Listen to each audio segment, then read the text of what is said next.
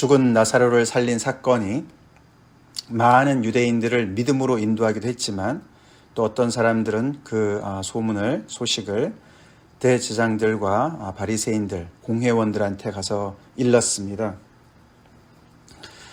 우리 생각에는 그러면 너무나 정말 하나님만이 하실 수 있는 기적이 일어났기 때문에 하나님의 사람들인 유대인들이, 특별히 종교 지도자들이 정말 너무너무 기뻐하고 감사하고 그 예수님을 찾아서 그 앞에서 절하고 우리가 정말 하나님의 역사를 봅니다. 어떻게 우리를 인도해 주세요. 우리도 정말 지금 이 상황에서 어떻게 해야 될지 모르겠으니 인도해 주세요.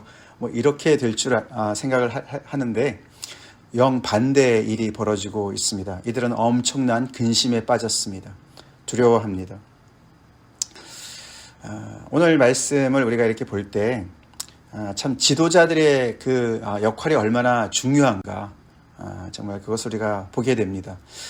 지도자들은 그 특별히 백성을 인도하는 지도자들, 이 대제사장들과 바리새인들한테 그런 종교적인 그리고 사법적인 또 사회적인 그런 그 권한이 부여되어 있었고 정치적으로는 그들 스스로가 할 수 있는 것은 별로 없었습니다.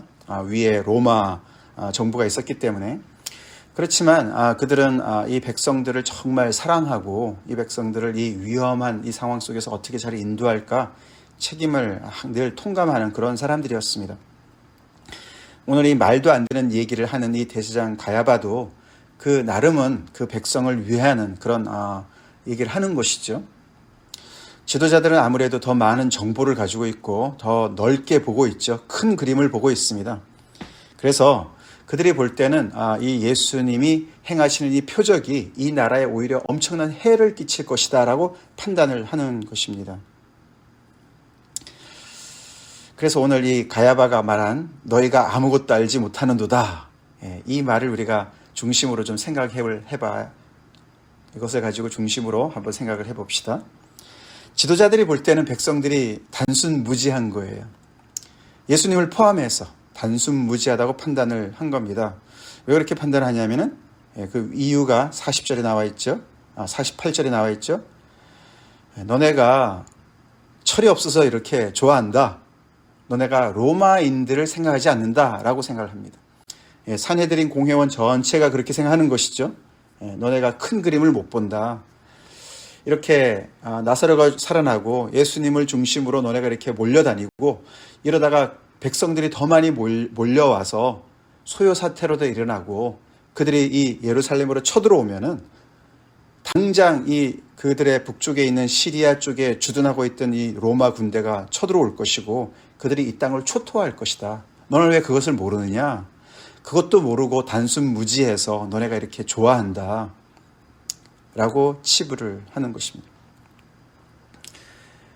지도자들의 입장에서 볼 때는 충분히 가능한 이야기였고 그것이 그냥 가상적인 얘기가 아니었습니다. 벌써 역사 속에서 일어난 일이었습니다. 예수님이 어리셨을 때 갈릴리의 유다라는 그 한 사람이 일어나서 많은 사람들을 규합해서 메시아라고 자칭을 하면서 그 로마 정부와 싸우려고 했을 때 이 로마 군대가 거기에 주둔해 있던 로마 군대가 내려와서 몇천 명을 그냥 십자가형으로 죽였어요. 응징했습니다. 이제 그럴 때마다 이 나라가 정말 너무너무 힘든 거예요. 그렇기 때문에 이 백성의 지도자들은 이 되도 않는 이런 이 메시아 이 사상, 메시아의 그런 그 무브먼을 두려워하는 것이죠. 그래서 그냥 정말 로마인들이 너무너무 싫고 그들을 몰아내고 싶지만은 충분히 힘이 안 되니까 괜히 긁어부스럼 만들지 말고 괜히 되지도 않는 일 했다가 오히려 이렇게 정말 더 망하고 많은 사람들이 죽고 그런 일을 하지 말으라는 것이죠. 그래서 아예 그런 정말 가능성이 보이는 이 싹을 잘라버리려고 하는, 예수님을 잘라버리려고 하는 그런 생각을 하게 되는 것입니다. 자, 그렇게 이제 산헤드린 공회원들이 이 백성들이 단순무지해서 정말 이들이 보는 것이 너무나 이렇게 협소해서 이들은 로마인들을 생각하지 않는구나라고 판단을 하는 것인데요. 대제사장인 가야바는 그러고 있는 그 산헤드린 공회원들한테 또 얘기하죠. 너네도 알지 못한다. 너네는 뭐 다 아는 줄 아느냐? 너네도 모른다. 서로가 다 그렇게 단순무지하다고 생각하는 것이죠. 가야바가 그래서 뭐라고 얘기합니까? 너네는 거기까지밖에 모르지? 나는 더 넓게 보고 있어. 너네가 고민할 거 없어. 그 한 사람, 그 예수를 죽이면 되는 거야. 그 사람이 없어지면은 이 백성들이 유익하게 될 거야. 백성들한테 아무런 문제가 생기지 않을 거야. 그 한 사람을 희생시키면 된다는 것이죠. 그래서 한 수 더 위를 멀리 바라보는 제사장을 보는 것이죠. 산헤드린 공회원들은 백성을 아무것도 모른다고 치부하고 대제사장은 가야바는 그 산헤드린 공회원들을 너네가 알지 못한다 그러면서 자기네가 더 크고 넓게 본다라고 이야기를 하고 있습니다. 그렇지만 사실 우리가 오늘 51절부터 53절까지를 보면은 가야바조차도 큰 그림을 못 보고 있죠. 그렇죠. 큰 그림은 뭐였습니까? 실체는 뭐였습니까? 그가 이렇게 정말 계략을 꾸미고 결국 예수님을 제거하는 그 모든 사건을 하나님께서 사용하시는 거예요. 그렇죠? 그래서 예수님께서 처음부터 이 요한복음에서 쭉 처음부터 얘기했던 예수님께서 침례 요한이 보라 세상 죄를 지고 가는 하나님의 어린 양이로다 라든가 3장에서 모세가 광야에서 뱀을 든 것 같이 인자여도 들려야 하리니 십자가 사건을 얘기하시는 거였습니다.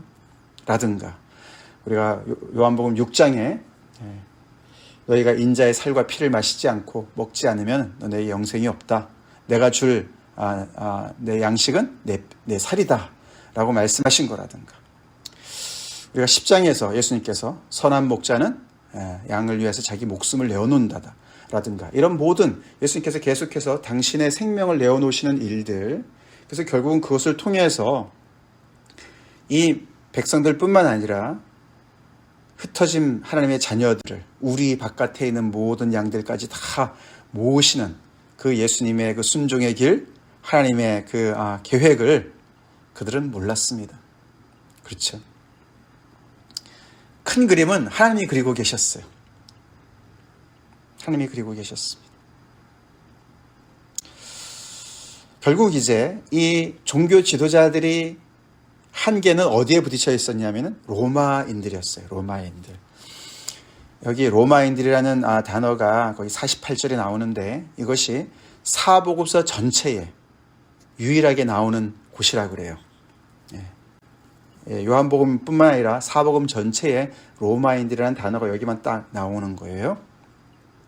그래서 이 종교 지도자들은 하나님을 섬기고 예배하는 사람들이고 율법을 연구하고 하나님의 구약의 모든 그런 예언의 성취를 기다리는 사람들인데 이들이 어디에 꽉 매여 있냐면 로마인들이에요. 그들 북쪽의 시리아 땅에서 주둔하고 있는 로마인들. 그래서 자기네가 조금만 뭔가 할 것 같으면 당장 군대가 내려와서 모든 것을 다 진압해버리고 그냥 있는 거 다 빼앗아 버리는 그런 정말 너무너무 무시무시한 로마인들이 그들의 모든 사고를 꽉 잡고 있는 것이죠. 그래서 그들은 나름대로 많은 정보를 가지고 이 백성들을 불쌍히 여기고 정말 이 백성들을 염려해서 정말 절대로 이 선은 넘지 말아야지. 너네가 몰라서 그래. 라고 자기들 나름대로 이 땅을 걱정하고 있었지만 하나님은 로마인들에게 매이는 분이 아니시죠? 정말 이해가 안 되는 거는 그렇죠. 이 대제사장들과 바리새인들, 이 공회원들이 이래저래 소문을 많이 들었는데 예수님의 엄청난 능력을 보지 않습니까? 나사로 죽은 지 나흘이나 지난 나사로를 다시 살리셨다. 뭐 이런 얘기를 듣는데 어떻게 그렇게 로마인들로 이렇게 껍질이 이렇게 꽉 쌓여져서 그것이 깨어질 법한데도 깨어지지 않습니다. 그렇죠? 이렇게 엄청난 하나님의 역사를 이루시는 분이 계신다면 그분을 통해서 뭔가 좀 방법이 생기지 않을까? 하나님께서 정말 하늘이 이 땅에 내려와서 정말 이 하나님의 역사를 이루는 그런 기적을 이루고 계시는데 뭔가 좀 길이 있지 않을까? 뭐 이런 생각을 좀 해볼 법한데도 대부분의 사람들은 그런 생각을 하지 않고 굉장히 현실적인 계산만을 하는 것이죠. 그래서 아무리 생각해봐도 이 한 사람을 제거해야 하는 것이 이 백성들한테 전체 유익이 된다라고 판단을 하는 거예요. 그렇게 하나님을 제외한 계산, 그래서 큰 그림, 나름대로 큰 그림을 그려봤자 결국은 어떻게 합니까? 다수의 행복을 위해서 소수가, 한 사람이 희생되는 그 길을 선택하는 거예요. 결국은 술수를 쓰는 겁니다. 예, 대제사장인데 그런 생각을 해요. 제대로 판단하고 하나님의 율법에 따라서 제대로 정죄를 하고 절차를 밟아서 죄인이기 때문에 단죄를 하는 것이 아니라 그냥 이렇게 전체적인 유익을 위해서 술수를 생각하고 있습니다. 거기에 반해서 정말 큰 그림을 그리고 계시는 하나님, 거기에 순종하시는 예수님은 처음부터 하나님은 당신의 아들을 내어주시는 그림을 그리고 계셨고, 예수님은 그런 아버지의 뜻을 받드셔서 당신의 생명을 희생 제물로 내어주시려고 그 길을 가고 계시죠. 그래서 오늘 이 말씀을 우리가 볼 때 예수님의 그 여러 가지 정체성을 얘기하는 것 중에 우리가 두 가지를 생각해 볼 수가 있죠. 그분은 세상 죄를 지워하는 하나님의 어린 양인과 동시에 양들을 위해서 자신의 목숨을 내어놓는 선한 목자시죠. 아멘. 선한 목자예요. 이분이 선한 목자시고 정말 이 나라를 걱정하는 것과 같이 보이는 이 사람들은 결국 예수님의 요한복음 10장 말씀을 따라 본다면 그들이 절도고 강도죠. 그들이 백성들을 잘못 인도하고 있죠. 이 백성들을 정말 제대로 인도하시는 분은 예수님이시죠. 당신의 목숨까지 내어놓으시고 흩어진 백성들을, 우리 밖에 있는 백성들까지 다 모으시려고 하시는 하나님의 뜻에 온전히 희생하시고 순종하시는 분은, 선한 목자는 예수님이시죠. 그런 전체적인 내용을 우리가 살펴볼 때 정말 우리는 큰 그림을 보고 있나? 그렇죠? 우리가 이 종교 지도자들이 그렇게 생각하는 거예요. 그렇죠? 정말 백성들을 정말 한심스럽게 보는 거지 않습니까? 야, 너네는 어떻게 하나만 알고 둘은 모르느냐? 너네가 그렇게 날뛰면은 로마인들이 쳐들어올 건데. 그렇게 현실적으로 굉장히 정말 지혜롭고 똑똑한 것 같고 굉장히 넓게 크게 백성들을 생각한다는 그 생각, 굉장히 어른스러운 생각이에요. 그렇죠? 우리가 그런 비슷한 생각을 가지고 예수님을 순진하게 믿는, 정말 순수하게 어린아이처럼 믿고 따라가는 사람들을 판단할 때가 종종 있지 않습니까? 너 그렇게 철없이 신앙생활해서는 안 돼. 너가 아직 세상을 몰라서 그래.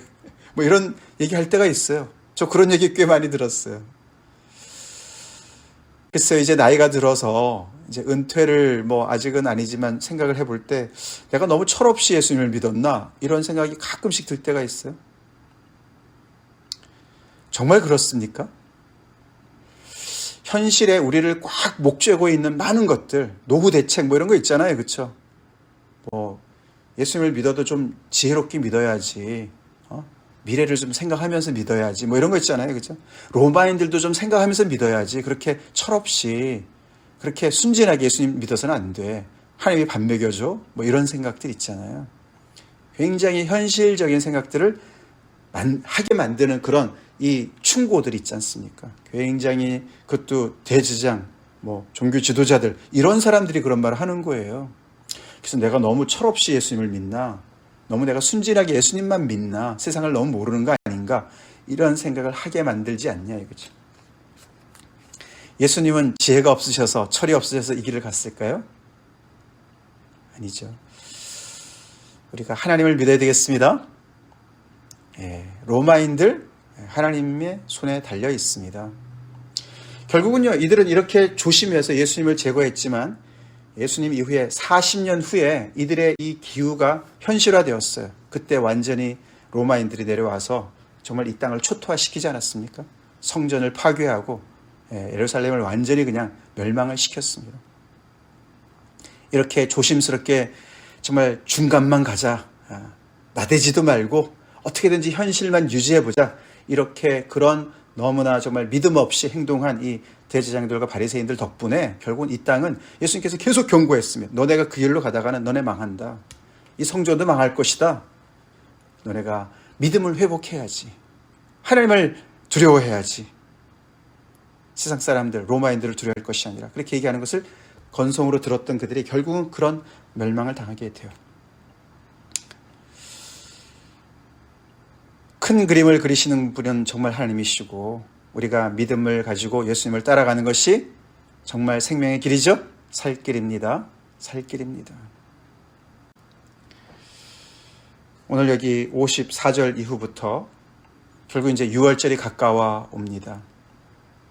우리가 7장부터 초막절은 10월 정도 되고요. 수전절을 맞이했습니다. 수전절 10장에서 나온 수전절은 한 12월 정도 됩니다. 이제 6월절이 한 3개월 남은 거예요. 그때 예수님이 돌아가시지 않습니까? 벌써 이렇게 종교 지도자들이 탑 리더들이 이런 분위기를 쫙 깔고 있으니까 그 밑에 점점 더 그런 분위기가 잡힙니다. 그래서 사람들이 6월절을 가까워서 좀 일찍 올라가서 스스로를 정결케 하고 6월절을 잘 지키기 위해서 예루살렘에 먼저 올라가는데 이제 그들의 대화의 주제는 예수입니다. 왜냐하면 이들이 예수 있는 곳을 신고해서 잡게 명령을 했기 때문에 이 순간 이후부터는 이제는 예수님을 완전히 이제는 타겟으로 잡아서 예수님을 죽이지 않으면 이 나라가 망한다라고 생각했기 때문에 그렇게 분위기를 끌고 갑니다. 세상 죄를 지고 하는 하나님의 어린 양이 돌아가실 가장 적기는 6월절이죠. 6월절이 어린 양이시니까. 그래서 하나님의 모든 큰 그림은 그대로 진행이 되지만 그것을 정말 이렇게 나름 자기들 본다고 생각하는 그런 자기들의 어떤 그 정말 꾀에 오히려 하나님의 그런 일들이 정말 성취되는 것을 그들은 알지 못하고 있습니다. 많은 사람들은 예수님을 가지고 정말 그런 가십거리나 생각을 하고 정말 자기들에게 닥치는 그런 운명에 대해서는 전혀 생각할 수 있는 그런 지혜가 없습니다. 우리가 순수하게 하나님의 말씀만 따라서 하나님만을 따라갈 때 우리는 정말 큰 그림을 가지고 사는 것입니다. 아까 읽어드린 정말 잠언서 말씀처럼 그렇죠. 우리가 스스로 지혜 있다 생각하지 말아야 되겠습니다. 이 대제사장이 스스로 지혜 있다고 생각을 해서 판단을 했지만 그는 결국은 이렇게 엄청난 패착을 두게 되는 것이죠. 우리가 하나님만을 정말 두려워하고 하나님만을 신뢰하는 것이 정말 진정한 지혜의 길입니다. 우리가 스스로 지혜롭게 여기지 말고 여호와를 경외해서 악을 떠나야 되겠습니다. 같이 기도하시겠습니다.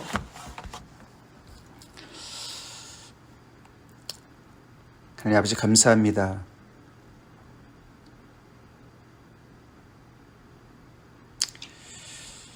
이 땅에 하나님의 어린 양으로 세상 죄를 지고 하나님의 어린 양으로 오신 주님 정말 큰 그림을 보시면서 하나님의 구속의 역사를 온전한 믿음으로 끝까지 순종하신 주님 참으로 무지해서 갈 길을 모르는 한 가지로 치우쳐 무익한 양떼들과 같이 이리저리 휩쓸리는 그 양들을 위해서 목숨을 내어놓으시고 선한 목자로 그들을 아버지의께로 생명의 길로 인도하신 주님, 주님을 찬양합니다. 감사합니다. 하나님 저희에게 정말 주님을 온전한 믿음을 가지고 따라가는 그것이 참 큰 그림을 그리고 인생을 살아가는 것을 다시 한번 아버지 알려주시고 아버지 그 길을 따라서 갈 수 있도록 오늘도 용기 주시고 힘 주시옵기를 간절히 바라곤 합니다. 주님, 우리가 경험이 쌓이면서 인생을 살면서 더 세상의 현실에 눈을 뜨고 나름 지혜롭게 이것저것 챙기고 근심 걱정하고 로마인들을 걱정하고 두려워하고 우리가 두려워하는 많은 것들이 생기는 그런 아버지 믿음 생활하지 않게 도와주시고 주님 세월이 갈수록 더욱더 어린아이 같이 주님을 온전히 순전히 따라가는 저희가 되게 도와주시옵소서. 우리 목자 되신 예수님만을 바짝 쫓는 저희가 되게 도와주시고 오늘도 아버지 믿음의 믿음을 더하여 주시옵소서. 구원을 이루신 주님을 찬양합니다. 세상 죄를 다 지시고 아버지 구원을 이루신 주님을 찬양하옵고 아버지 우리의 삶 속에 주님의 역사를 온전히 이루시고 그 구원의 능력이 오늘도 우리의 삶 가운데 나타날 수 있도록 기도합니다. 예수님의 이름 받들어 기도 올리옵나이다. 아멘.